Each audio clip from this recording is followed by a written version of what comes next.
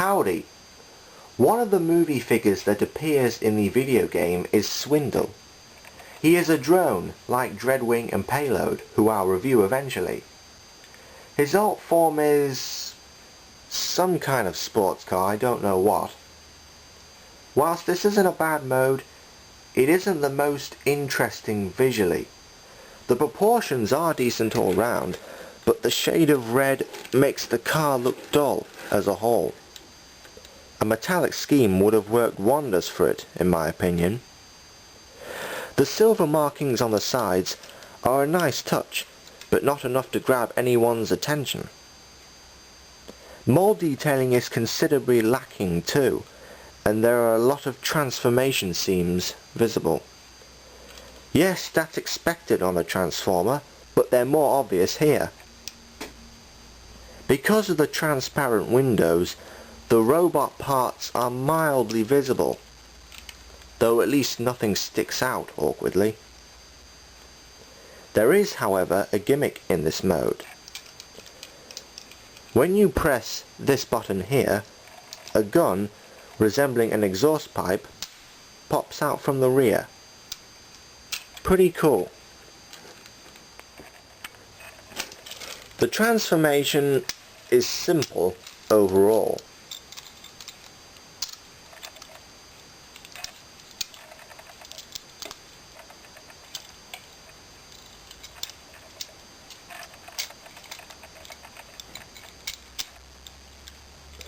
The automorph occurs when you fold down the hood slightly and the head flips out.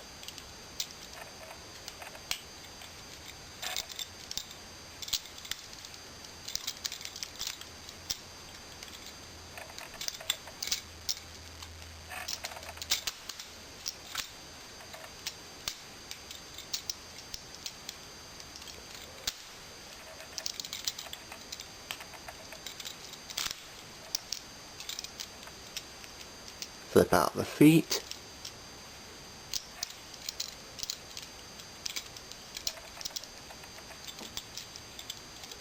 And you're done. The robot mode is much more to look at. Okay, his colour scheme is still dull, but some design aspects are relatively unique. For one, he is the first of several movie figures to have a head with an optic lens and no other facial features. This is the drone head design, which can be seen on later figures such as Payload, Dreadwing, Camshaft and Overcast. The proportions are good, and mold detailing is a little better. The hands look skeletal and appropriately evil, whilst the legs are interestingly constructed because of the transformation scheme. Articulation is decent in general, though because Swindle has no neck, his head can't turn. It barely wiggles. It hurts the look of the robot too. Another flaw is the lack of a chest lock. This mode would feel more solid if there was, and the flap on his waist just sort of flops about without looking down either. He does retain his exhaust pipe gimmick, which now becomes a stomach cannon. It's a nice form of defense, like Payload's claw trick, but if it had been positioned a centimetre lower... In conclusion, Swindle is a bit below average for a deluxe figure. Between the dull vehicle mode and the problems in robot mode, I can only mildly recommend him.